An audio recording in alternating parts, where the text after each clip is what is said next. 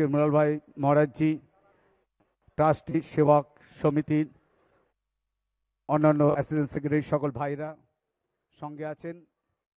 এরপরে মঞ্চে আসবেন ছোট ছোট ভাই বোন, বিএড কলেজ, পলিটেকনিক কলেজ,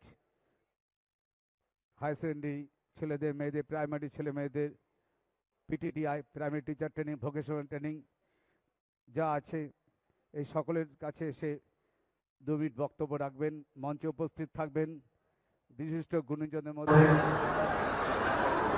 পরম পূজ্যপাল ঈশ্বরপ্রদানন্দ মহারাজজি, দক্ষিণেশ্বর বেলুন শাখার অধ্যক্ষ শ্রী অনুপম ভট্টাচার্য মহাশয়, বিশিষ্ট সমাজসেবী। উপস্থিত থাকবে জিপ চ্যারিটেবল সোসাইটি অন্যতম কর্ণধার মিল্টন বিশ্বাস। উপস্থিত থাকবেন আমাদের ভাই বোনদের উদ্দেশ্যে 2-4 কথা রাখবেন।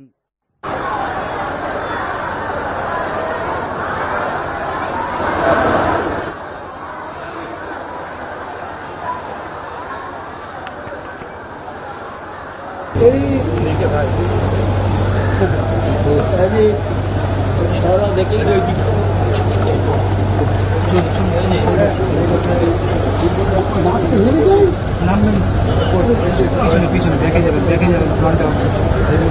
আগে নেমে যাওয়া ছিল।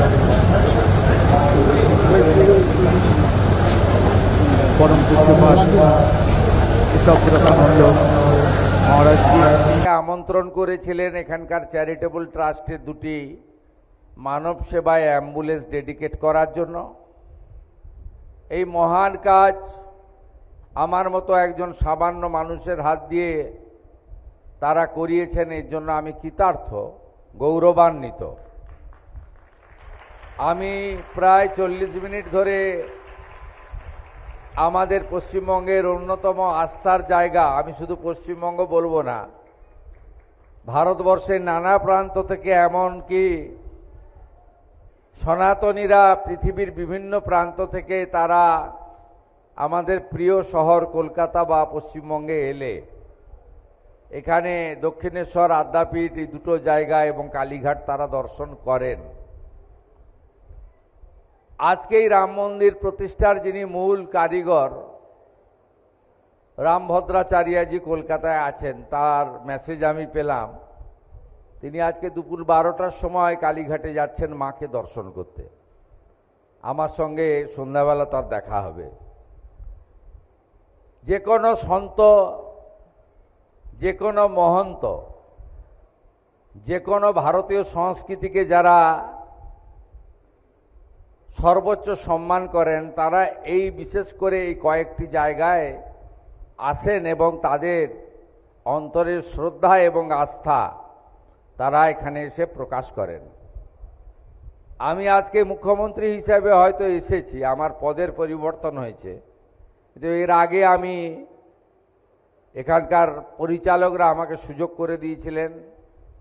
আমি একদিন আমার এই ছোট ছোট আগামী দিনের সম্পদ, একদম সুন্দর পুষ্পের মতো যারা শোভিত আমার চোখের সামনে, এদের সঙ্গে আমি একদিন এদেরকে সেবা দিয়েছি এবং এদের সঙ্গে প্রসাদ গ্রহণ করে গেছি। তা আমি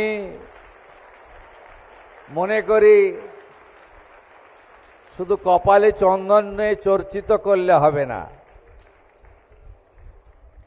আমি মনে করি এই সমস্ত প্রতিষ্ঠানকে আমাদের আরো সুন্দর এবং ব্যবস্থাময় করে তুলতে হবে, সরকারের এটা দায়িত্ব।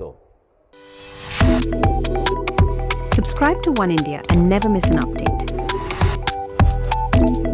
Download the One India app now.